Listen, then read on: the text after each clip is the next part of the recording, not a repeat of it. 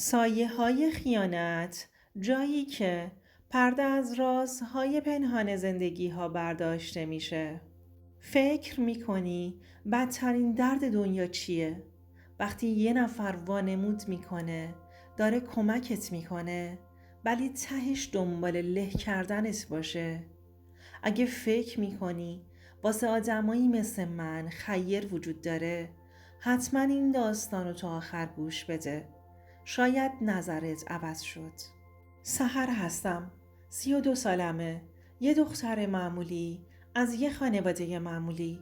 شاید حتی پایین تر از معمولی. از بچگی توی خونه کوچیک توی محله قدیمی تو کرج بزرگ شدم. بابام معتاد بود و مامانم همیشه با دست‌های پینه بستش کار میکرد تا شکم من و برادرم سعید رو سیر کنه. ما هیچ وقت زندگی نکردیم، فقط زنده بودیم. یادمه که بچه بودم دلم میخواست یه بار واسه تولدم کیک بخرم، فقط یه بار. ولی همیشه شب تولدم مامانم با اشک میگفت الهی 100 سال زنده باشی سحر جون. شرمندتم مامان.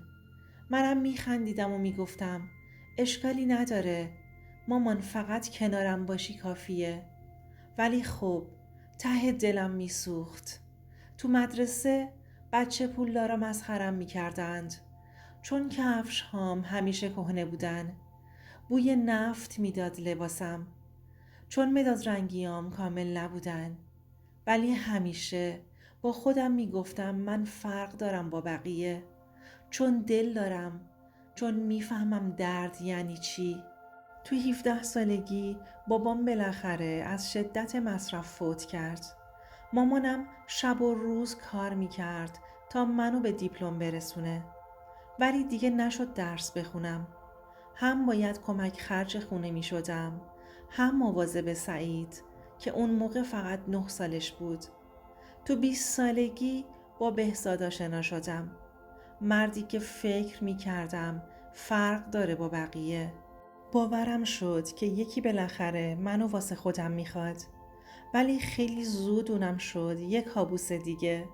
بعد از چند وقت ازدواج کردیم و بعد از 1 سالم فهمیدم که قماربازه.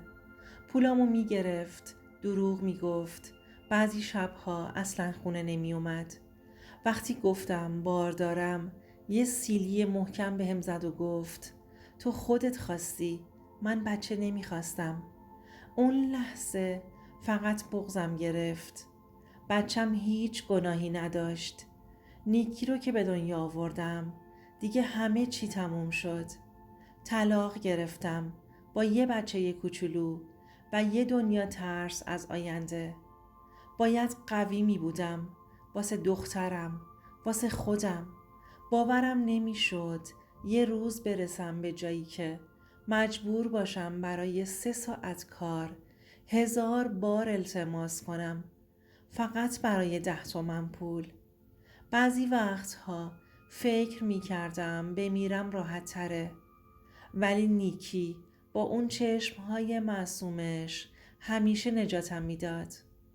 داستانم از اون جایی شروع میشه که بعد از جدایی از همسرم با یه بچه کوچیک و کلی بدهی موندم وسط زندگی. دیگه نه امیدی داشتم نه پشتیبانی. کارم شده بود از صبح تا شب تو خونه های مردم کار کردن برای اینکه فقط بتونم یه لقمه نون بیارم واسه دخترم. یه روز واقعا دیگه بریده بودم. یکی از همسایه ها گفت یه مؤسسه خیریه هست که به زنهای تنها کمک میکنه. شماره یه خانوم به اسم خانوم عطایی رو بهم داد. تماس گرفتم. خیلی مهربون بود. گفت باید مدارکمو بفرستم. منم فرستادم. چند روز بعد یکی به اسم آقای مهندس موسوی با هم تماس گرفت. گفت که از خیرای اون مؤسسه است و قرار مستقیم به چند نفر کمک کنه. صداش خیلی آروم و موجه بود. گفت مهندس عمرانه و شرکت داره و دلش برای زنهای تنها میسوزه و میخواد دستشون رو بگیره.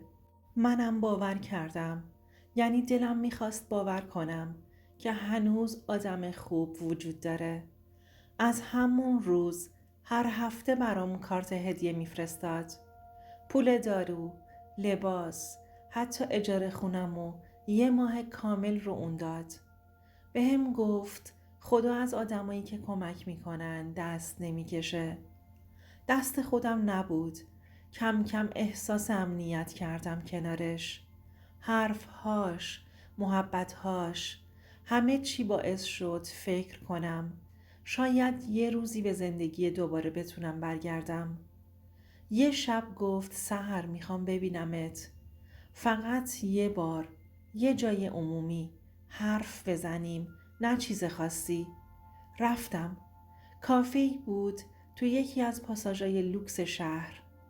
من با یه لباس ساده، صورت بیحال، چشمهای خسته، اما اون با یه ساعت گرون و بوی عطر خارجی و حرفهای قشنگش گفت اگه بخوام میتونم یه خونه واسم اجاره کنه.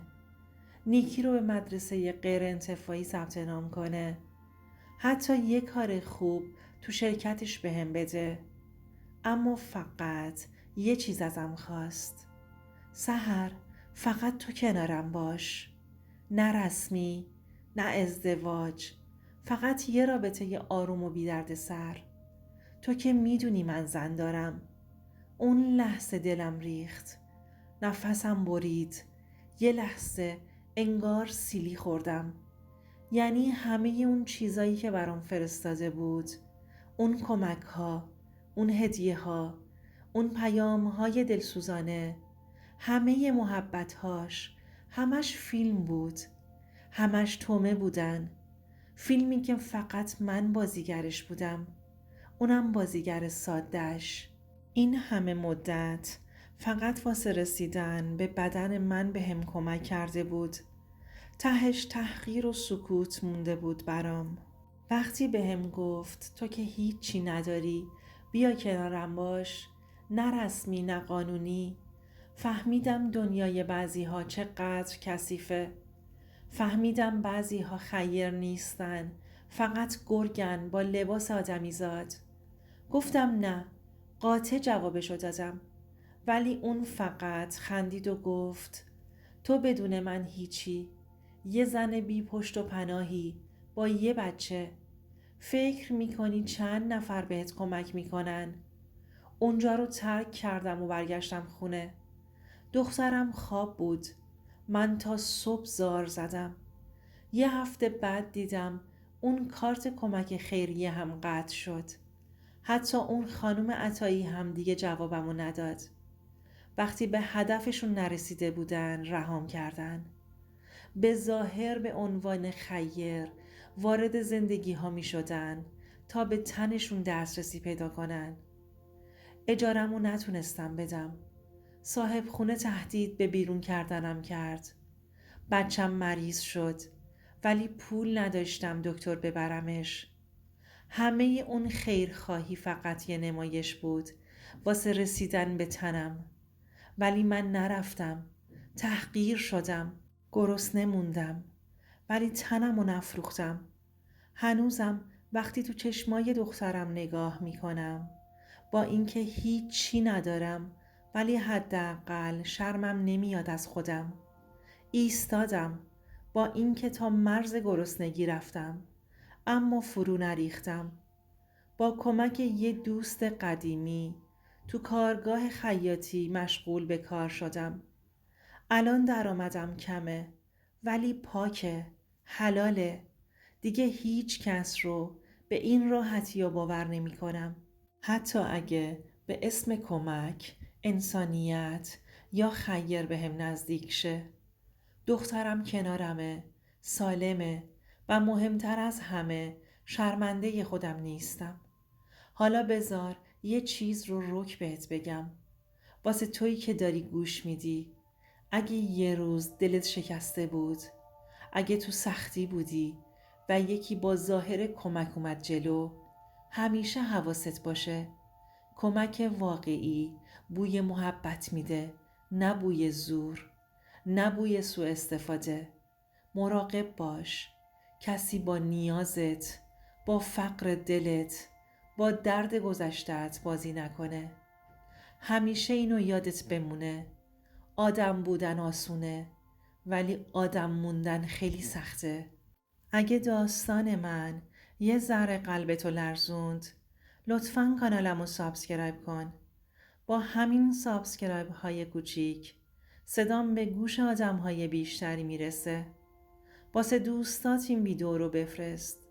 شاید یکی هم مثل من یه جایی الان نیاز داشته باشه این حرف ها رو بشنوه. مرسی که تا آخر موندی. من سحرم، دختری که با درد بزرگ شد ولی به زانو در نیومد.